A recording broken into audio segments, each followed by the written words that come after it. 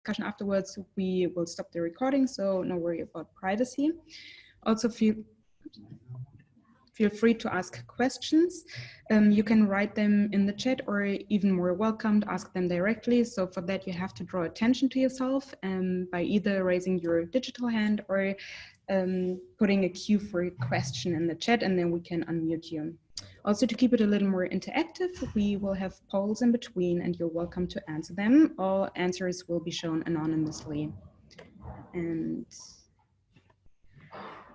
we also have, we appreciate your feedback, so we will have a little survey in the end. Bonnie will post the link for it in the chat, and we're really happy to get some of your feedback. So for everyone who joined one of the 17 previous meetups, this is how it normally looks. This here is a rather new setup. Yeah, as you can see, we're in the museum. Most of the events take place at Ellery Studio in Kreuzberg in Köln, as you can see here.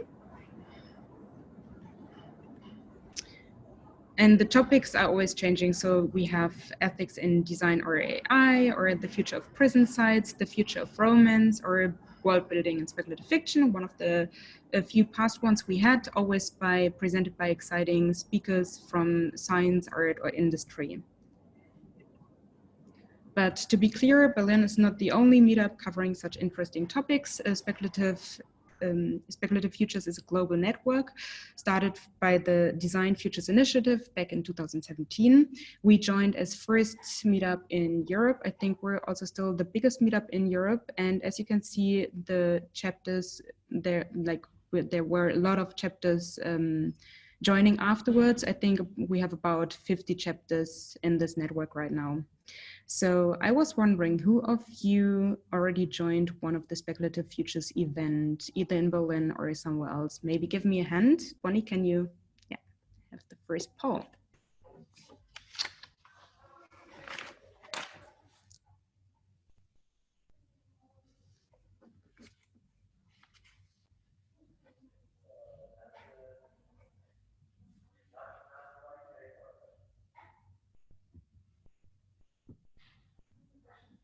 Great, I think everyone gave their answers. So it's an interesting mix, and interestingly, a lot of people joining for the first time. So welcome even more. It's really nice to see. I think we can end the poll.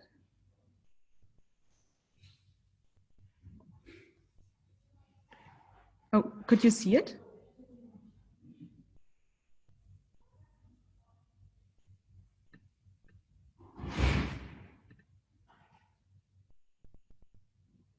Maybe, Bonnie, can you give me a sign if you also saw the results, because we will have it more often. Yes, I can see them. Okay, perfect. Then I can close it again. So today, as you can see, we're filming right out of the museum. This is the experimental field for participation in open science in the Museum for Natural History. And with me on set today are Bonnie Dietermann. She is the project coordinator at the experimental field in the museum. Today, she is our technical support. And then we have Lynn Harles, who is our main speaker of today. She is design researcher at Fraunhofer CeRRI, which stands for Center for Responsible Research and Innovation at Fraunhofer IAO. And she's also a PhD candidate at the Bauhaus University in Weimar. So let's take a closer look even who made this event today possible. I already introduced the Speculative Futures Berlin. The exhibition we're standing in, and which will be also the main topic of Lynn's presentation today, is called Food Fiction, designed by the Fraunhofer CeRRI. They are presenting 5 different scenarios about the sustainable food system and eating cultures. In the back right here, so you can also see it here. This already gives you a glimpse of the Beyond project. Beyond gives you insights on what bioeconomy means and how bioeconomy is already present in our everyday life and how it will be in the future. For this purpose, Beyond has been running and curating a number of events to get into dialogue with the even a larger audience. And this event today is also one of the Beyond events. Behind Beyond is the Institute for, someone's not clicking, is the Institute for Future Studies and Technology Assessment, short IZT, the Ellery Studio, and the Museum of Natural History. And both projects, the food fiction as well as the Beyond, are realized within the Science Year 2020-2021, funded by the Ministry of Education and Research. So after this brief who's who, let's take a closer look into the terminology. So who of you already heard of foresight or in speculative design? Who has knowledge about it, is familiar with it? So maybe give me your hand, and Bonnie, let's do the second poll.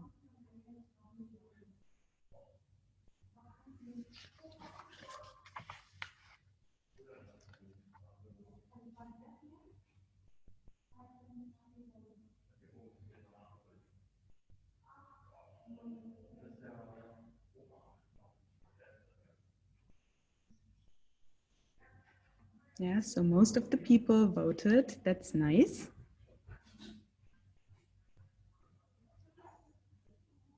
As I can see, I hope you can see it. So for me, it says that some people are familiar with foresight already.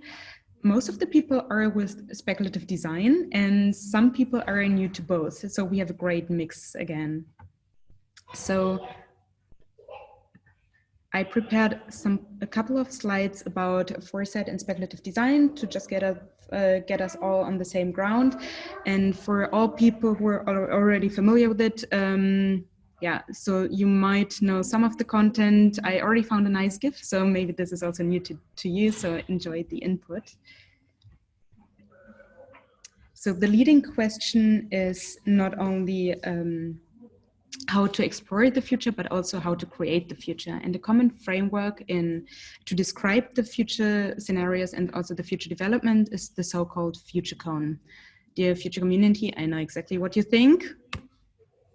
So for everyone who voted with yes for speculative design and future and foresight, you know this future cone since your very first contact with future studies. And the rest of the group, now you do too. You will never see a triangle in its natural form again, I promise. But okay, enough with the kidding. So it's an important framework that can bring across important messages. And so going back to it, so from today's starting point, for everyone who's maybe not that familiar with it, I quickly explain it. So from today's starting point, it shows the whole spectrum of imaginable futures. So the possible and the plausible, probable, the desirable, maybe even the avoidable futures. And to spice it up for everyone who knows it already, at Ellery, we modified it a little bit, and we included also the space for utopian thinking or design fiction thinking. So why is the impossible important? Because it's not unthinkable. What I mean is even the ideas in the outside, like outside the cone, in the space of the impossible, can influence present ideas. So they can inspire, they can provoke, they can help to open even new horizons. And it's a little bit like Inception, I would say. Let's take a small step back before we dive even deeper into the future and have a look at the present. So we don't need to look in the future to understand that things are getting complicated. They are already right now. We deal with complex and dynamic systems and processes all the time.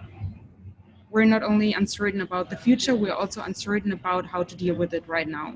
And that's why we can only do it with transdisciplinarity. So we cannot explore the future along only a single discipline. We need scientists from different directions. We need practitioners, and we also need people who are really involved in the processes. So for that reason, also exploring the future or future research is also a way of creating the future. And it stimulates different ways of thinking and sets new impulses.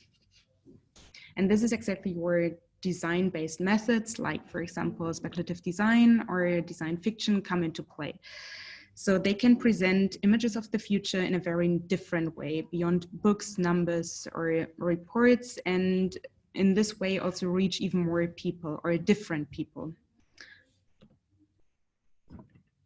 The forms of speculative design, design fiction can vary for sure. So sometimes we have videos, sometimes we have happenings or performances. We can also have visualizations. I think one of the most common forms is artifacts, like tangible artifacts. But what they all have in common, and I think that's more important, is they use narration. They tell stories, they go for emotion, and they try to present ideas from the future as vivid as possible in today's reality. And also the areas of usage can change. So for example, with this, you can show different images of the future, different scenarios.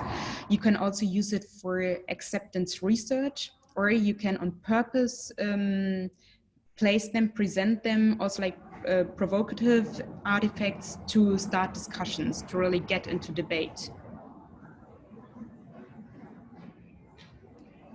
This one is a first attempt by Elliot Montgomery, where he shows the overlappings and the relationships between speculative design and related approaches.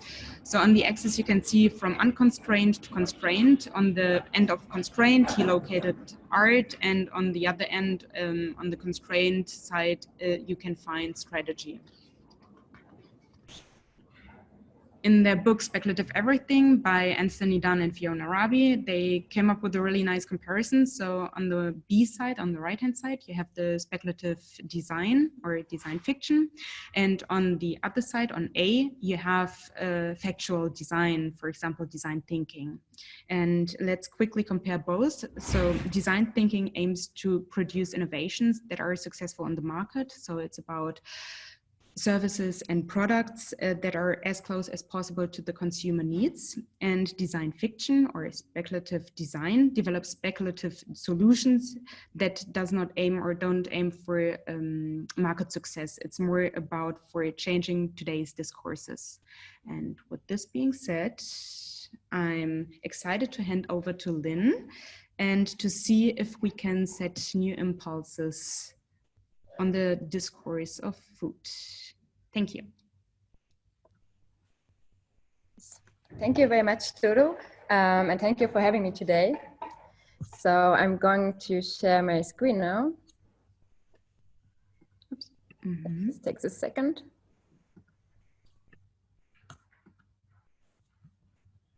So, yes,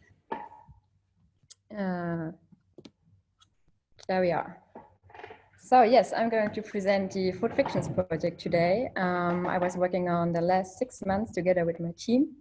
And we are actually going to have a short throwback about how the project actually evolved, what was the, probably what did we behind the scenes, and how did actually, what happened behind the scenes, so that the exhibition looks like this behind my back. So to begin with, many people ask me how and why I actually became a design researcher. And I think this is a pretty good question to start with this talk, because the answer to this question will also help you understand how this project actually evolved. So it was once upon a time, like 10 years ago, I decided to study design, actually to create beautiful things. And, you know, shortly after I enrolled in university, this was super boring because, you know, shaping beautiful things, it's like, yeah, they're getting used for some time and then they end up as garbage. And actually you're creating garbage. And I was like, no, that's actually not what I want to do for the rest of my life. So I started questioning my own discipline, and I started reading books. And one of the first books I was reading was Victor Papanek, Design for the Real World. And in his book, he wrote it in the 70s, and he described how design can be used for social innovation and to save the environment, because you know climate change was already a topic in the 70s. And so for me, that was the complete game changer for the rest of my career. And yeah, so some coincidences later, I actually ended up somehow on a research vessel in the middle of the North Atlantic Gyre. And this was one of my study project. And I started to join scientists on expeditions. And that was actually the beginning of a very long love story with science communication. And yeah, my work consisted in documenting the work of the scientists, and they were actually focusing on microplastics in the North Atlantic Gyre. And it was 6 years ago when microplastic was not so common like it is today. So I was getting into science communication to documentation, and slowly after this first expedition, I realized that science communication is not ending with a documentation about the work of scientists. It can go further like this. So I got into the lab with other scientists. And, you know, I was thinking about microplastics is a big issue. You can talk about it, but you can also change something about it. So I started to work a little bit on bioplastics, and I transformed these materials in like speculative everyday objects.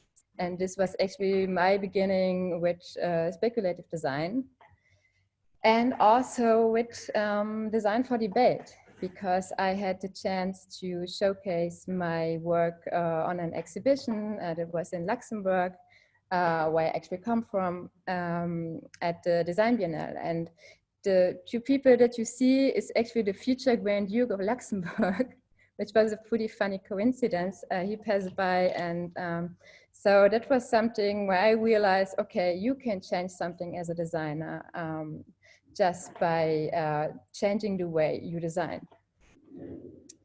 And a second event on my journey was my first real-life interaction with social innovation. So half a year later, after my first expedition, I had the chance to join a group of voluntary workers to bring solar panels to one of the most remotest regions in the world. This is a Phukdal monastery in Ladakh, in the region of Ladakh, in the Himalayas. And we were actually bringing solar panels to this region because for those people, innovation was having light. So for us, we were talking during this time about artificial intelligence, about novel ways of mobility. And for them, it was just having electricity and light. And so I was aware that we live in very different realities at the very same time. And this is also a very interesting point when it comes to innovate. So yeah, this was my first beginning doing my studies. And one lucky day, I had a job interview at the Center for Responsible Research and Innovation, shortly CeRRI. And yes, 2 months later, I moved to Berlin, and here I am. And you know, the reason why they have design research, why we have design researchers in our team, because we're pretty interdisciplinary. We have social scientists, people from political background, with psychological background, and designers from different disciplines. And what we are doing, so actually our very long name describes what we're doing. So it is responsible research and innovation. So now the question is, what do we mean by that? And responsible research and innovation is pretty simply said. It's not about doing creepy scientific stuff in the ivory tower and then putting innovations on the market without asking for acceptance or consequences. So responsible research is more about asking how novel innovations and technologies affect our society our cultural beliefs, and our environment. So therefore you need to involve, like Dodo already said, many different stakeholders from the politics, economics, and most of all the public. So when we talk about these innovations, we are not talking about the latest iPhone or things like this, but we talk about transformative technologies like biotechnologies. I mean, we can rewrite the code of life or artificial intelligence, and we still don't know where this journey is going to end up. And so these are things that are pretty hard to imagine. And now that's the turning point of what we're doing also in this project, because Dodo gave a very good introduction to this topic. So if you want to talk about an unknown future, you need to give people a platform where they can talk together. And you need to create visions of the future so that they can understand, or we can all understand, or we can be sure that we are talking about the same things. So the questions we are asking during our projects is how can we create tangible futures for society-based innovations and transformation processes? And how can we develop new ways of participatory science communication? Because science communication is not just about like creating some public understanding of science, but also involving the public and asking, okay, is this going in the right direction or not? And yes, food fiction is a pretty good example to showcase what we are doing. And doing in food fictions, we are asking how can we shape sustainable food systems and eating cultures of today and tomorrow. So the goals were pretty clear since the beginning. So we wanted to develop new ways of bidirectional science communication, so to involve people into these topics. And therefore we wanted to create interventional spaces, as you see behind me. And we therefore wanted to create artifact-based scenarios for temporary exhibition. And the most important thing, because we are talking about food, so this is something which is super sensory. Sorry, my computer is just going crazy. Sorry for that. We are making the future of nutrition perceptible to edible artifacts, and therefore we also developed a digital format which was cooking the future, and I will go on to that a little bit later. So first of all, I want to talk a little bit about our process. So what is actually behind, or what happened before. So we started actually in February. We're doing some quite big literature research, and we were thinking about creating a methodology, which I will explain also later. And after this, we started to asking experts from the scientific field and from practice if they want to collaborate with us, because we wanted to create scenarios in an interdisciplinary team together with people from the field. And we started with a workshop in May. And after this, we started, some of the experts joined us along all the journey. Yes, we were doing interviews, and they were actually giving us feedback on the scenarios we were building. And these scenarios were transformed in artifacts and an pop-up exhibition, and later on in an edible workshop. So first of all, I want to talk a little bit about the methodology, because, you know, as a designer, when you create speculative scenarios, you have a huge responsibility, because it's very easy to mislead a public debate if you create scenarios which is not which is pretty far from the reality, or pretty far from scientific facts. So my question was, and this is also my question in my PhD, is how can we create responsible design-based future scenarios? And when we talk about future, we need to ask, what future? do we actually talk about?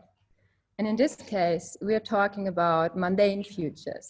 That means futures that are very close to our reality, very close to our everyday life.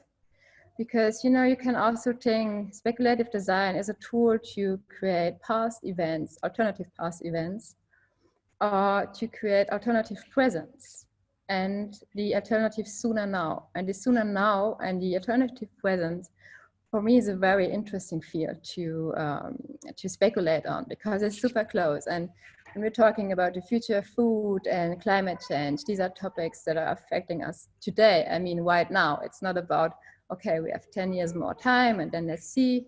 So this is why this project is based on is based on mundane futures. And we're not talking about a very far away future. So we then developed a methodology which is based on 6 steps. And the aim of this methodology is to get from a scientific fact to a speculative artifact. So therefore it's called from fact to artifact. There's huge literature research behind this. So many readings, also some authors that Dodo already has mentioned, like Dan and Raby, but also Malpass and Tarp, etc. So I analyze a little bit what are these people actually, how are they clustering speculative design, and how can we create like kind of a guideline to get like from one scientific fact to a speculative scenario. So the first level we're actually talking is the systems of use. So in which systems is the speculative design actually used for? Because speculative design can be used for, you can do some social critique, you can challenge a business model, you can challenge prototypes, but you can also use it for science communication and public debates. And now this is the field that we are focusing on. And then the second one, it's the context of use. So in which context are we using speculative design? So what is the goal actually? Why do we use it? So in this case, it's pretty clear. We want to rethink food systems and the bioeconomy, also as a tool to achieve the sustainable development goals. The third level was the hypothesis of use. So what is actually the hypothesis that is the starting point? So like mostly a what if question. And this was the most interesting point in the project, because here every expert we are collaborating with has his own hypothesis. And so therefore we developed also 5 scenarios. They're all based on 5 different hypotheses. So in this way, it was possible ways to rethink the food system. And the fourth level was the narrative of use. So it's about the story that makes the scenario tangible. How do you describe your scenario? What is actually happening? How does the everyday look like? Or how does the society change, etc. And this is a super important point when it comes to create tangible futures. And the 5th point is taking this a little bit further. It's the cultural practice of use. So how does the scenario affects our culture, our everyday culture, our beliefs, our traditions, and will there be new traditions? What is happening to old traditions? This is a very, very important point, because often if we talk about the future, we think about probably flying cars and skyscrapers and all that stuff. And we never really think about what is the everyday life of a normal family looking. So, and then the 6th one, the most important one when it comes to speculative design, is the media of use. So which media are you using to to make your scenario visible. So you can work with storytelling, with text, you can work with artifacts and with or speculative business model or immersive spaces. So there are actually a lot of things you can use as a scenario or as a speculative media. And how this media can look like, that I will show a little bit later when I present the scenarios. So yeah, this was actually the visible result of this methodology. So we developed an interview guideline along the 6 steps. We were talking to the experts, asking the right questions, and then we were transferring all these questions, first of all, in a very huge Excel file. And behind all these fancy objects is actually a lot of work behind it. And this is the reason why it's called design research. Because you're not just creating something that looks good or fancy or I don't know, but you are actually looking, how do I get there? And you see here, this is the whole Excel file. You should just see a little bit excerpt on this picture. And yes, we spend in our team, we spend a lot of hours sitting together and like evaluating this Excel file. And it took 3 to 4 months to get from this file to the final exhibition. So there's it was quite a long journey. And the result, or the interim result, better said, is are these 5 scenarios. So the first one is the food market we developed with Stefan Becker-Sonnenschein, the founder of Global Food Summit, and together with the Cube Circle project from the Humboldt University in Berlin. The second one is about meat, together with Dr. Nina Lang from the Technical University in Berlin. And the third scenario is about trees, actually, together with Tobias Brückmann from Thun Institute. And the fourth scenario is the open source algae and the bioreactor for home usage, together with the team of the Progressive Agrarwende. So different scientists with different expertise. And the fifth scenario is about bacterial food with edible alchemy.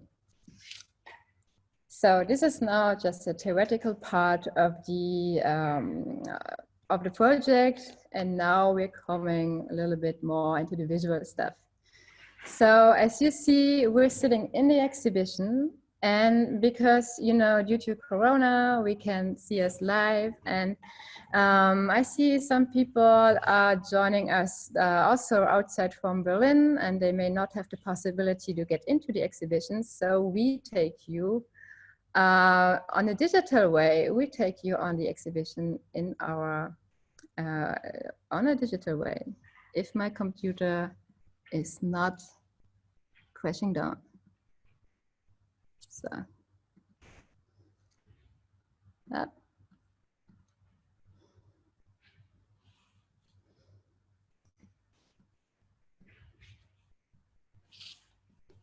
So as you see, this is the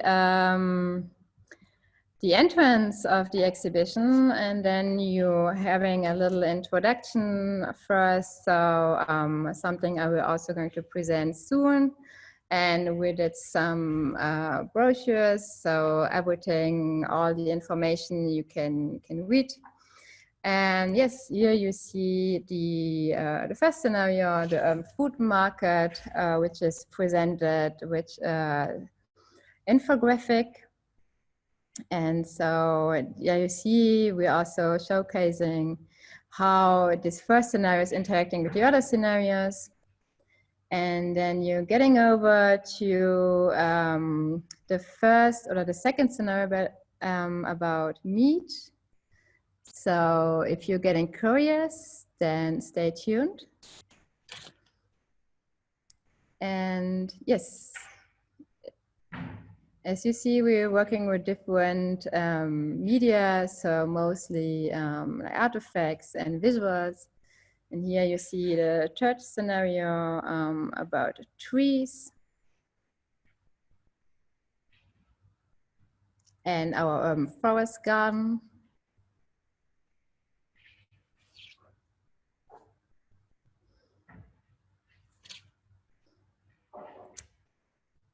So, and then we're getting over to the microbiome scene.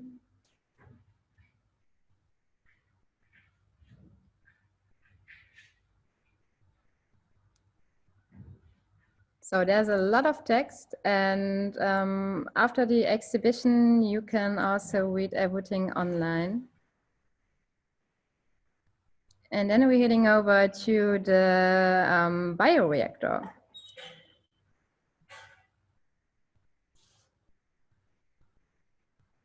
I hope it's not too loud in the background.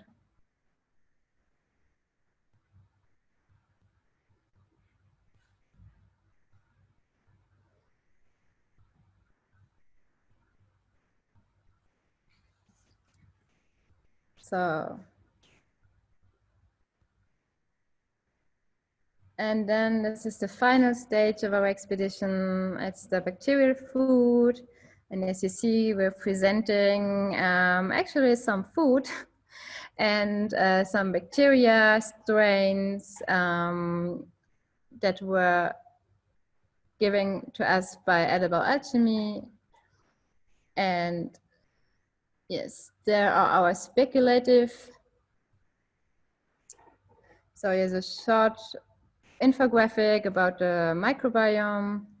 And here are our speculative bacterial seed bombs. I will present them later on. And this is the end of the exhibition. It's a bag full of healthy shit, actually. So now let's get back to the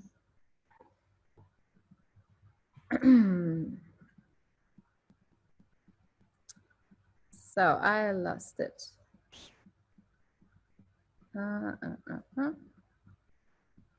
There we are. So as you could have a look on the exhibition.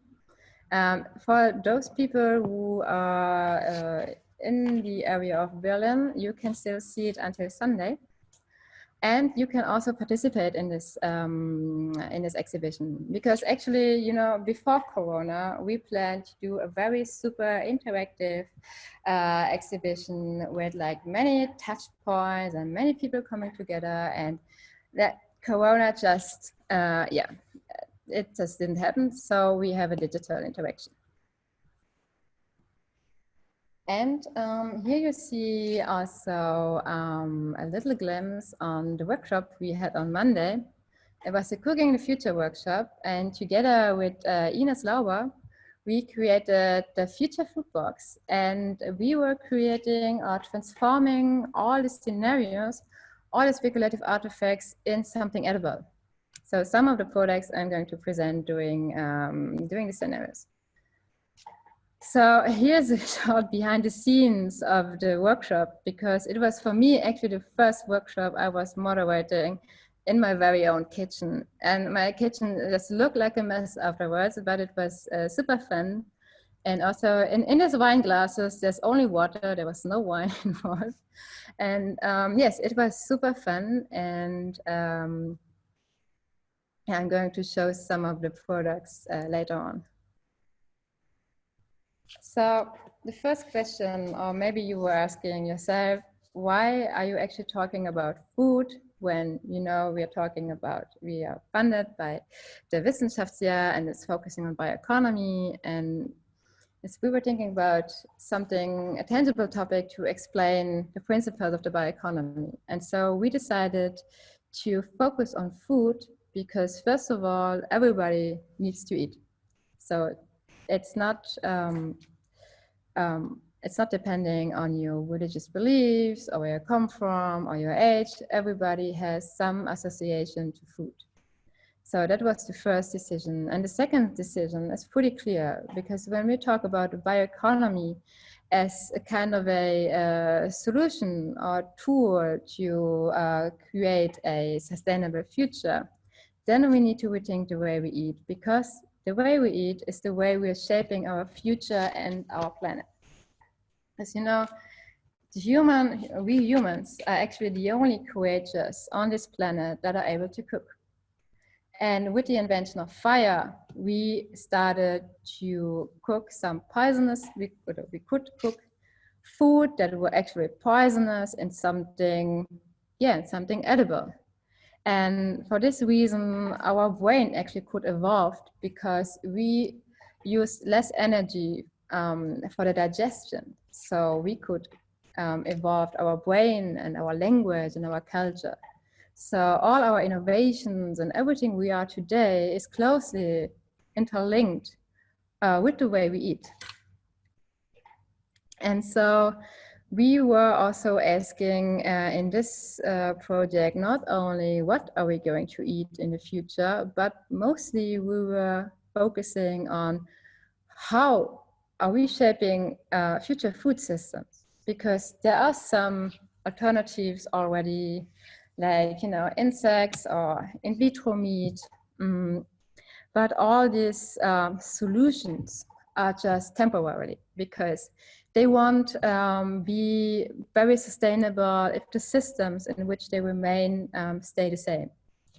And the first scenario is visualizing this pretty well, because the urban food market is our fictional marketplace. And we were asking, what if we would think the principle of the supermarket with untransparent supply chains? Because the supermarket as it exists today, so almost every product in the supermarkets, we have a very long way. They have several packagings behind it. So it's not a definition of a bioeconomy at all. So we were thinking about, what if we could produce all our food just at the place where we buy our food? And therefore we collaborated also with the Chief Circle project, and we took it a kind of an inspiration, because they are actually developing new ways of farming, which consisted in a modular concept. And we took this a little bit further, and we were saying, okay, if 80% of all our food is going to be consumed in the cities in 2030, how can we then produce our food in the cities? And so we were thinking about, what if like supermarkets, food suppliers, the agriculture and gastronomy is actually collaborating at the same place. And so, and as you see here, we created a kind of an infographic to showcase what we wanted to showcase. So imagine you go into a supermarket and you are not having this typical, you know, shelves where you take your vegetables, but you actually just harvest your vegetable at the very same place. So from hydrocultures, and at the same time, you can have your lunch at the very same place. The food is coming from the place where you're having your lunch. And there's also a fermentation lab. And why we put the fermentation lab into this scenario will become clear in the last two scenarios. And the most important thing in this scenario is that all waste that is going to create it in this food market goes back into the food market. So the first scenario can be understood more as an overarching scenario. It's more a general view of how we actually change the way we are doing groceries in the futures. So we are getting it from one place, but from different stakeholders, not only one big supermarket, but also local suppliers. You can also have your own local hydro garden, and you know, to grow is the new to go. And the second scenario is getting a little bit outside of the food market, because we are focusing here on one of the most challenging topics when it comes to the future of food, and it's how we are changing the way we are consuming meat. because, you know, the consumption of meat and the production of meat has a very long chain on economical and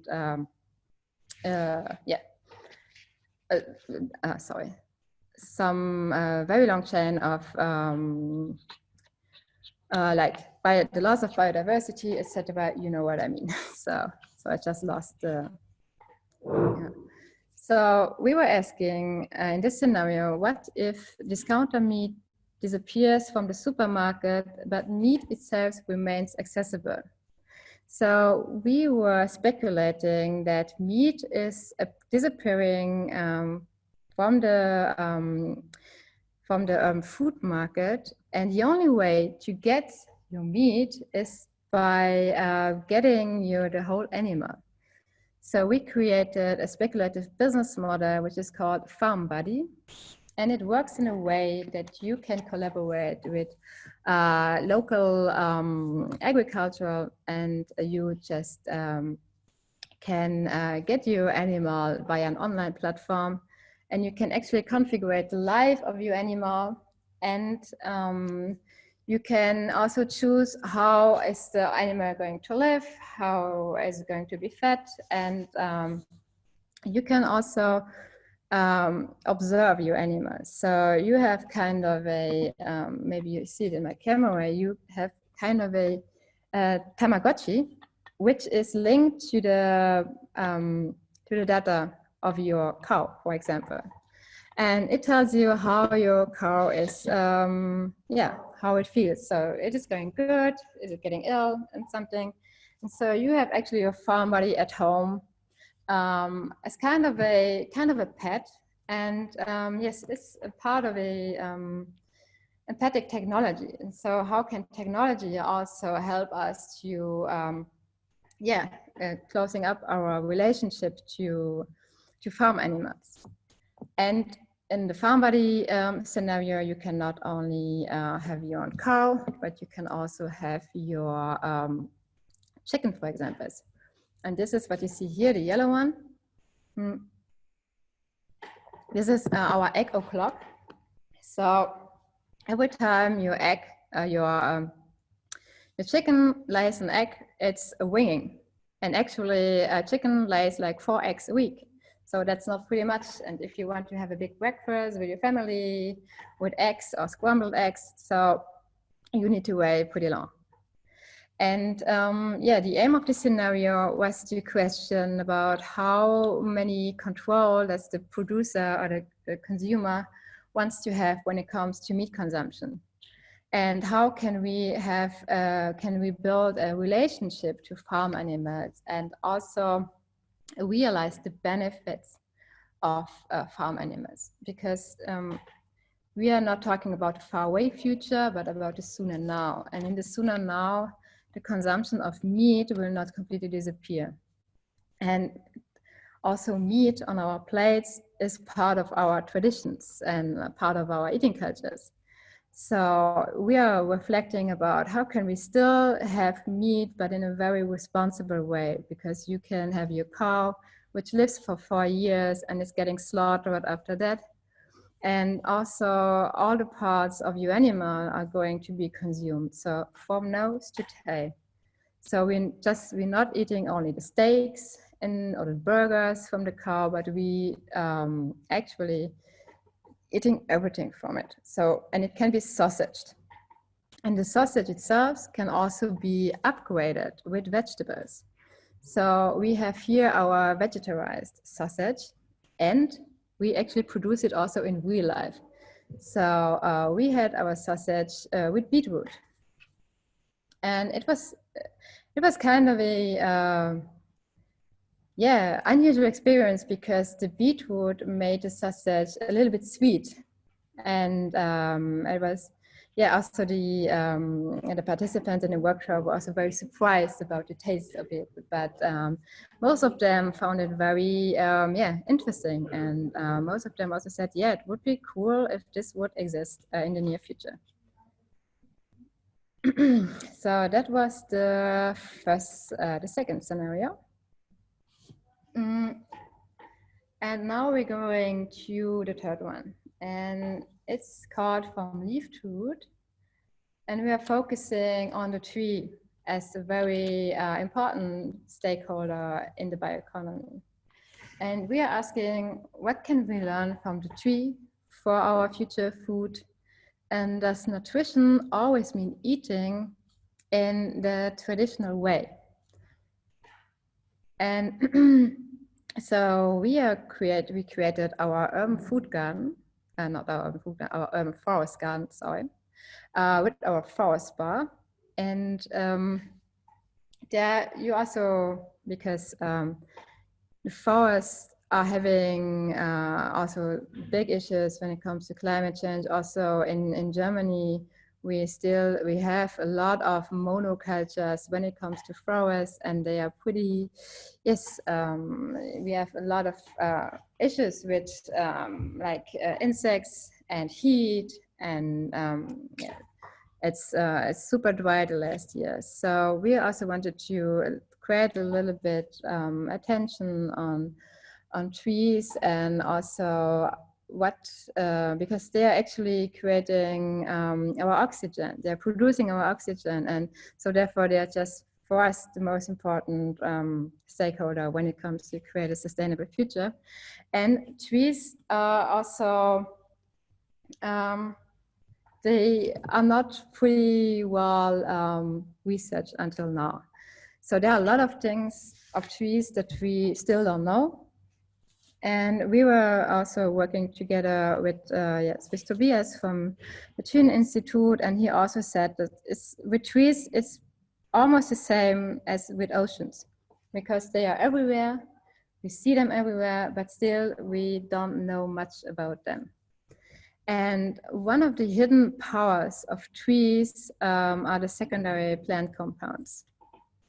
And this is also where this scenario is focusing on. So secondary plant compounds are like, you can say they have like hidden like molecules and stuff. For example, like natural aspirin, for example. And we, in this scenario, we developed this a little bit further, and we were speculating about what kind of novel plant compounds can be found in the future, and how can we consume them. And this was an interesting point in this project, because in our team, we're talking a lot about how does the artifact is going to look like, and what is the eating culture behind it. And this scenario is pretty close on the intersection of medicine and food, comparable to alcohol, for example. It's also medicine, food, and also enjoyment, pleasure. And we were then deciding that we are not going to create something which is edible in a traditional way, but something that we can consume via inhalation. So we created kind of it looks a little bit like a coffee maker. And because time was a very important element in this scenario, because trees have a very different perception of time as humans. A tree which is 100 years old is still pretty young. And we wanted to create something which takes time also a little bit further. So we say, okay, it's not the fast food culture, but we take our time to prepare it, and we take our time to inhale it and to consume it. And we call it forest in a glass.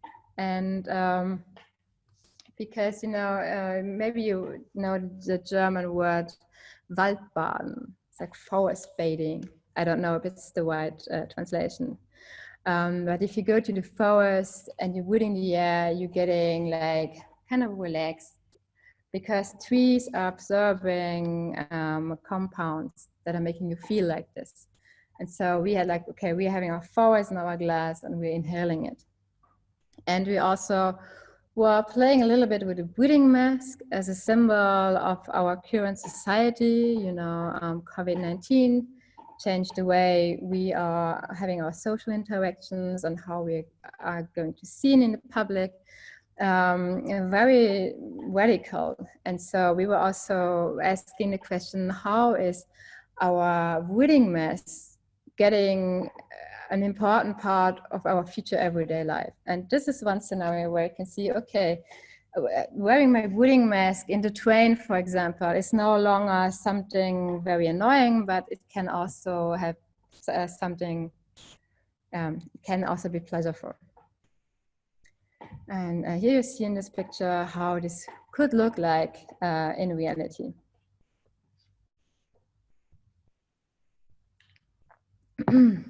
So that was the tree and our farm animals. And in this point in the exhibition, we are changing a chapter.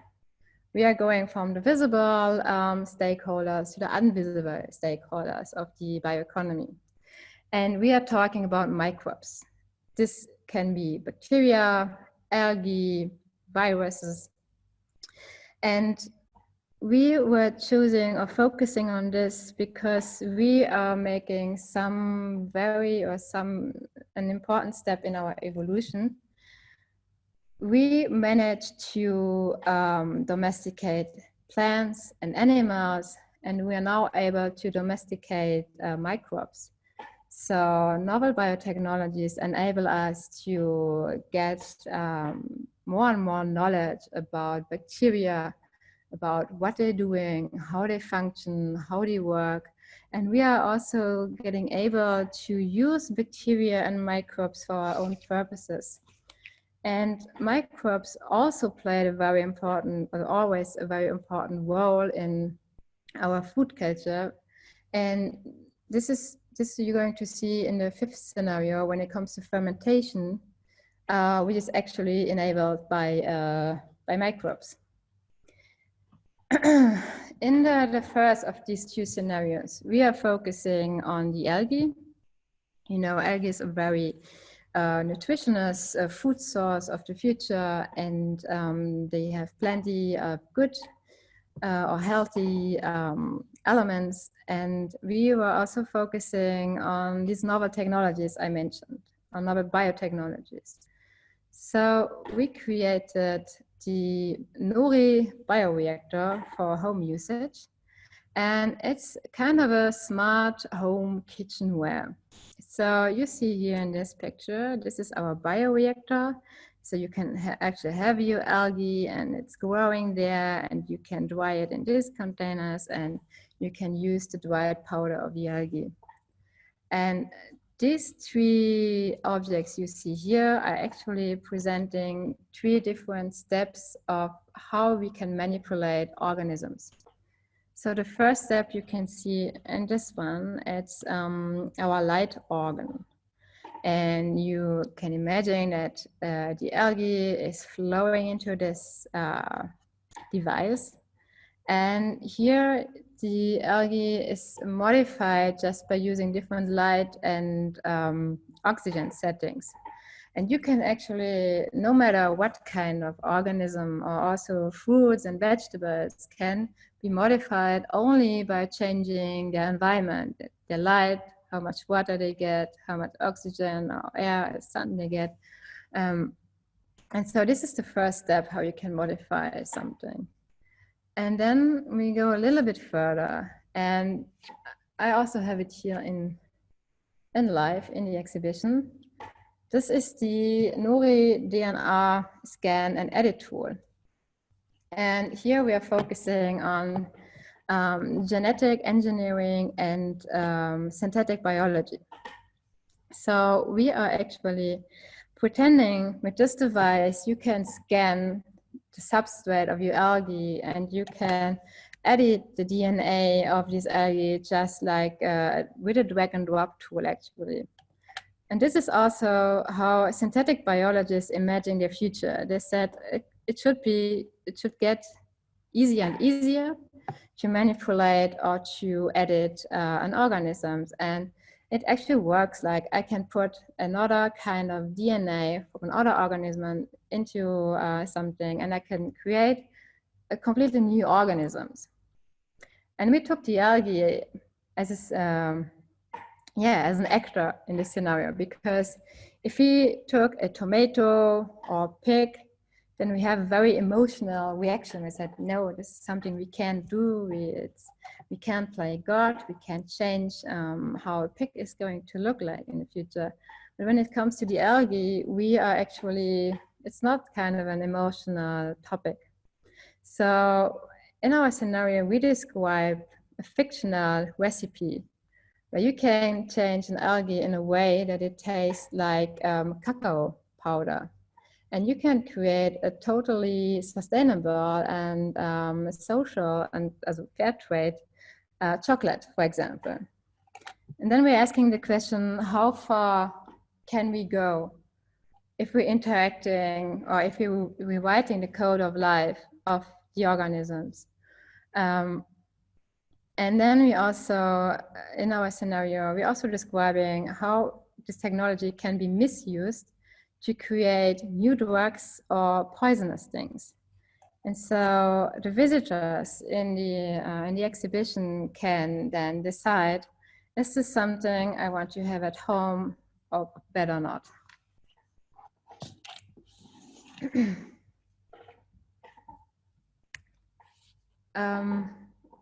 And this leads us to the fifth scenario. If we say, well, like having such a genetic editing tool at home to have my own synthetic algae or my own synthetic organism, I think that's pretty creepy. Then we can go back to traditional methods like fermentation. And we can also alter, or we can also, these technologies has also very huge impact on our health. Because a very important thing of our health is our microbiome. Our microbiome sits actually in our intestines, in our guts, and everything we eat just brings a huge bunch of bacteria with it. And all the bacteria, they live in our guts actually. And they actually manage also how we feel. You see here, it's the gut-brain axis. So, and there are actually researchers at the moment that are focusing on how you can heal depressions just through your microbiome. And what you eat is what you are in this case, because if you have a very diverse food, you also have a very, very diverse microbiome. And the more diversity, the better it is for your health. So in this scenario, we are speculating about how we can also, shaping our microbiome. And therefore we created the bacterial seed bombs, which actually have some bacterial strains that may be good for your health. So maybe you say, okay, maybe I need some more strains of Ruminococcus because, you know, at the moment, you can check your microbiome with analysis, and if this technology, if these innovations are going further, you maybe end up someday that tracking our microbiome works in the same way as tracking our fitness, for example. And this microwave seed bombs is also something that we developed in real life. So for our food box, and you see it here. So it actually exists in real life. It's not working in the way that we're pretending it in the scenario. So you cannot just, shape your microbiome in a certain specific way, but it is a very healthy food actually. And the end of the scenario, you already have seen it in the video, is the healthy shit bag. Because in this scenario, we also have the healthy shit deposit, and because even the most sustainable food and the most healthy food, at some point, it needs to say goodbye. And in this case, we are actually producing a resource which is pretty important in the bioeconomy, and it is our shit. So, and how can we lead it back into into our circular economy? Because you can use it to create some fertilizers and stuff. And so we are actually closing the loop with the last artifacts. So this was, yeah, a very short introduction into the scenarios, and I hope you enjoyed it. We also have some polls. I don't know if we can, but maybe you can do it afterwards, after the questions or the discussions. Thank you very, very much, Lynn. We already have some questions in the chat. The first one is when you talked about from fact to artifact, if you have a reading list and if you could send them to those who are interested, or yes. if they can write an email so that you can. Yes, just write me an email and I can answer to this.